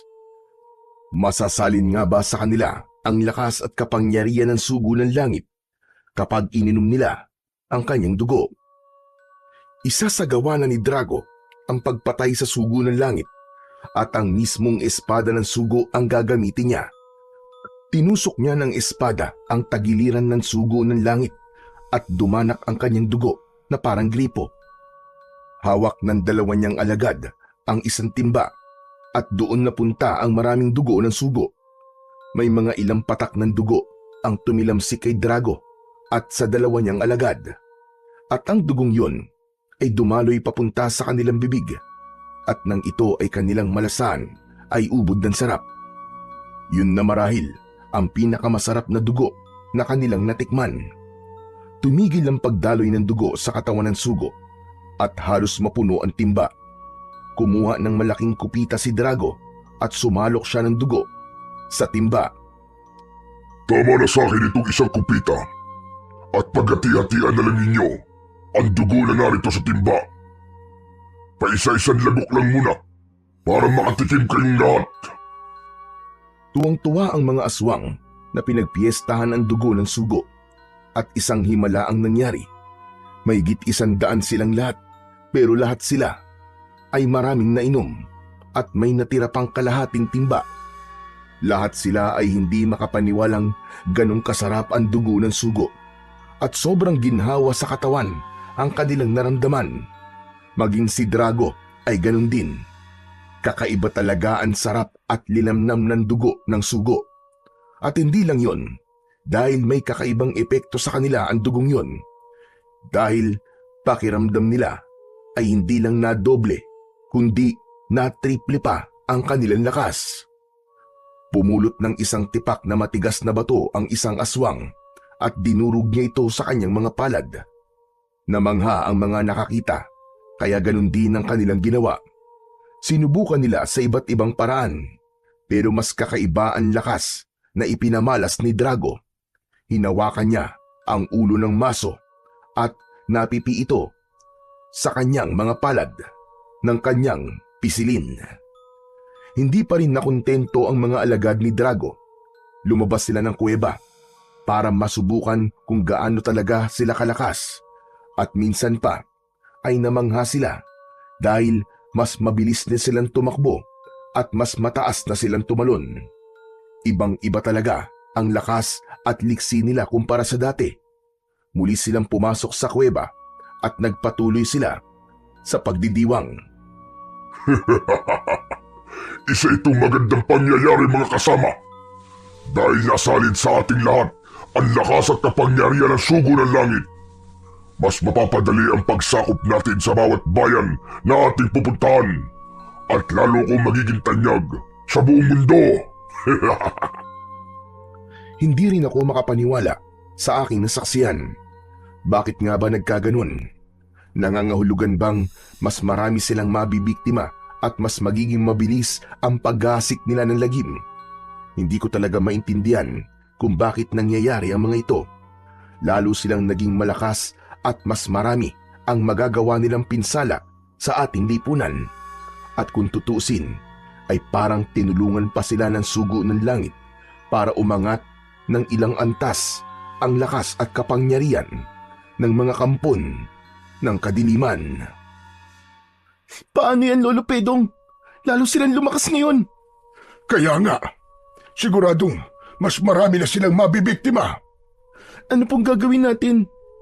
Wala na po ang sugo ng langit. Patay na po siya. Hindi pa siya patay, Bokyo. Mukhang humihinga pa siya. Pero wala na po siyang magagawa, Lolo Pedong. Halos maubos na po ang kanyang dugo. Tama ka. Wala na tayong ibang magagawa kundi ang maghintay kung ano ba ang ating magiging kapalaran. Kung tutusin, ay mas mabuti pa kami ni Bokyo kumpara kay Elektra at sa iba pa naming kasama dahil magiging halimaw din sila at mas gugustuhin ko pang ako ang maging biktima ng isang aswang kaysa naman ako ang maging aswang. At sa pagkakataong yon ay tuluyan na akong nawalan ng pag-asa. At bakit nga ba nagkaganon? Bakit hinayaan ng Panginoon Diyos na manaigang kasamaan laban sa kabutihan? at masakit pagmasdan ang pagdidiwang ng mga kampo ng kadiliman. Dahil sa sobrang tuwa ay inalok din ni Drago ng dugo ng sugo ng langit si Maruka. Sige na, Maruka. Tikman mo kahit isang labok lang. Ayoko niya, bossing. Kaya, huwag mo na akong alokin. Tikim lang naman eh. Konting-konti lang. Kahit isang higop lang. At sinisigurado kong magugustuhan nito dahil sobrang sarap. Bossing, alam mo na bang hindi niyo ako kauri? Hindi ako halimaw. Kaya hindi ako umiinom ng dugo at kumakain ng laman ng isang tao. Sigurado ka ba talagang ayaw mo? O nagpapakipot ka lang? Hindi ako halimaw, kundi isang babaylan, bossing. Hindi ako umiinom ng dugo. Siguro ay kung dinuguan pa yan na may kasamang puto. Aba, hindi ko yan tatanggihan. Kung ayaw mo, di sige. Hindi na kita pipilitin. At kahit gusto ko, ay hindi ko pa rin iinumin yan. Wala akong tiwala sa dugong niya dahil naririyan ang kapangyarihan ng sugo ng langit. May kutob akong ang dugong mismong yan ang tatapos sa inyong paghahari kasama ng iyong mga alagad. Ano bang pinagsasasabi mo? Nakita mo naman, di ba? Higit pa sa doble ang nadagdag sa aking lakas at kapangyarihan. At habang tumatagal, ay nararamdaman kong lalo akong lumalakas. Ayan o, ramdam na ramdam ko na palakas ako ng palakas. Tuloy-tuloy nga ang paglakas ni Drago at ng kanyang mga alagad. Kaya lalo silang natuwa hanggang sa unti-unti silang manginig ang kanilang katawan.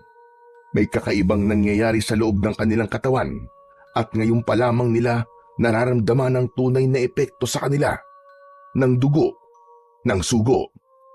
Teka, bakit ganito? Nanginginig ang buo kong katawan. Anong nangyayari sa akin? Anong nangyayari? Naganap na. Anong naganap na? Anong ibig mong sabihin? Naganap na ang propesiya. Ang dugo na sugo ng langit ang tatapos sa iyo at sa iyong mga alagad. Nahulog ka sa isang patibong. Ang dugong inaakala mong magbibigay sa iyo ng dagdag na lakas at kapangyarihan ay siya palang pupuksa sa iyo. Kaya sorry ka na lamang, bossing. Dahil ito na ang iyong katapusan. Hindi maaari. Hindi totoo ito. Patuloy na nanginig si Drago at ang kanyang mga alagad na para silang nangingisay dahil hindi kayang i-absorb ng kanilang katawan ang sobrang lakas at kapangyarihan ng dugo ng sugo ng langit. Patuloy ang kanilang panginginig at napapasigaw na si Drago dahil para bang may matinding lason at mabagsik na kamandag ang ininom niyang dugo. Maging ang mga alagad niya ay napasigaw na rin, kaya isang nakakarinding sigaw at alulong ang maririnig sa loob ng kuweba. Palakas ng palakas ang kanilang pangingisay at unti-unting pumutok ang kanilang mga ugat hanggang sa sumabog ang kanilang katawan at nangamatay silang lahat. Nasunog din ang kanilang mga bangkay at naging abo. At doon ko lang naintindihan ang lahat. Tunay nga palang laging mananaig ang kabutihan laban sa kasamaan. May pagkakataong mahirap intindihin ang dakilang layunin ng Panginoon. Yun bang akala mo ay natalo ka na at nagapi ka na ng kaaway at iniisip mong pinabayaan ka na ng Panginoon? Pero hindi pala, dahil malalim ang kanyang pamamaraan. Lumapit ako sa sugo ng langit. Nakayuk-kayok na ang kanyang muka at hindi na siya humihinga. Marahil hanggang doon na lang talaga ang buhay niya dahil natapos na ang kanyang misyon. Alam kong maririnig mo pa rin ako. Kaya gusto kong magpasalamat sa iyo. Maraming salamat dahil tinupad mo ang iyong misyon nang naaayon sa propesiya. Tunay ngang nagmula ka sa kalangitan na para bang isang anghel na inihulog sa amin ng langit. At ang pangyayaring ito ay hinding-hindi namin malilimutan. At ito ay maitatala sa mga kasaysayan ng San Sebastian. Uulitin ko, maraming salamat sa iyo, Sugo ng Langit. Oo, wala na si Drago at ang kanyang mga alagad. Pero hindi nangangahulugang doon din matatapos ang lahat. Dahil ang pangyayaring ito ay isang kabanata lamang ng aming buhay. At marami pang kasunod na pakikibaka ang aming haharapin. At ang karanasan namin ito, ang paghuhugutan namin ng lakas at inspirasyon para sa mga susunod pang laban. Mabuti na lang at hindi ako uminom ng dugo dahil kung nagkataon ay naging abo na rin ako. Sabi ko naman sa iyo, hindi pa huli ang lahat para ikaw ay magbagong buhay. Magbalik loob ka na sa Panginoon. Tama ka, Pedong. Ganun na nga ang aking gagawin. Teka muna, paano pala si Elektra? Ang aming mga kasama. Hindi pa rin sila nagigising. Anong mangyayari sa kanila? Magiging halimaw pa rin ba sila kahit patay na si Drago? Kumalat na sa kanilang katawan ang kamandag ni Drago. Kaya hindi na mapipigilan pa ang pagiging halimaw nila. Ano ka mo? Pero teka, wala ka bang alam na paraan? Isa kang babae lang, di ba? Kaya kahit paano ay meron kang magagawa. Hindi yun saklaw ng aking kapangyarihan, Pedong. Pero may naisip akong paraan. Isa lang ang alam kong remedyo. Anong remedyo? Ang dugo na sugo ng langit. Ipupunas natin sa mga kagat nila sa leeg. Sigurado ka ba? Paano? Kung maging abo rin sila katulad ni na Drago? Hindi sila likas na masama dahil hindi sila kampo ng kadiliman. Kaya iba ang magiging epekto sa kanila ng dugo na sugo. Maganda ang mungkahi ni Marua. Kaya iyon ang gagawin namin. Marami pang dugo ng sugo ang natira sa timba. Kaya gagamitin namin yon para ipunas sa leeg ng mga kasama kong kinagat ni Drago. Una kong pinuntahan si Elektra. Itinubog ko sa dugo ang isang panyong puti at ipinunas ko sa leeg ni Elektra. Mabilis ang naging epekto dahil wala pang 10 segundo ay unti-unting naghilom ang sugat niya sa leeg at nagising din siya. Teka, ano po nangyari, Lolo Pedong? Ay, salamat sa Diyos. Mahabang istorya. Mamaya ko na lang ikikwento. Pupuntahan ko ang mga kasama natin at pupunasan ko rin itong dugo ng sugo. Ha? Dugo ng sugo? Anong ibig niyong sabihin? Sabi ko naman sa iyo, mamaya na ako magkikwento. Halika, samahan mo ko. Puntahan natin ang ating mga kasama. Ganun din ang ginawa ko sa aking mga kasamang nakagat ni Drago. Pinunasan ko rin sila sa leeg ng dugo ng sugo at lahat sila ay nagising at ikinuwento ko sa kanila ang buong pangyayari. Binalikan namin ang sugo ng langit dahil gusto namin siyang bigyan ng isang marangyang libing. Pero isang himala na naman ang naganap dahil wala na sa krus ang kanyang bangkay.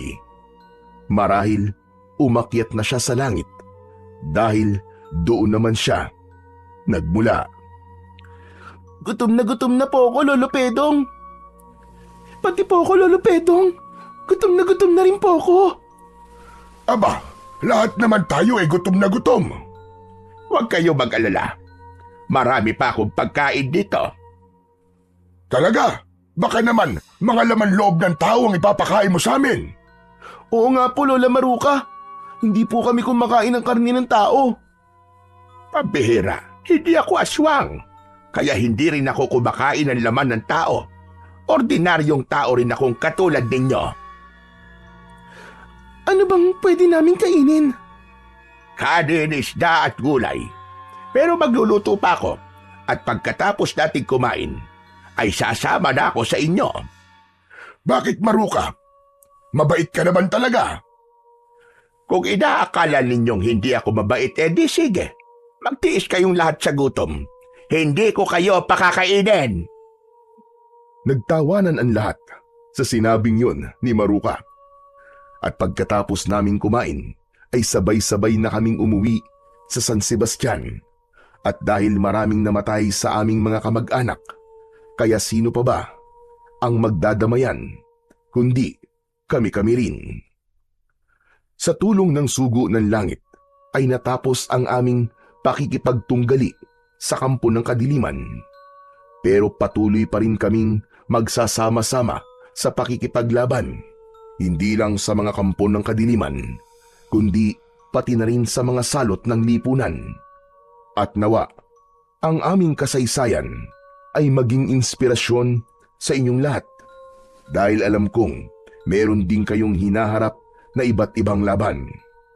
Kailangan lang ninyong magtiwala sa Panginoong Diyos at magtiwala rin kayo sa inyong sarili. Kaya ninyo yan. Hanggang sa muli, marami pong salamat sa inyong pakikinig.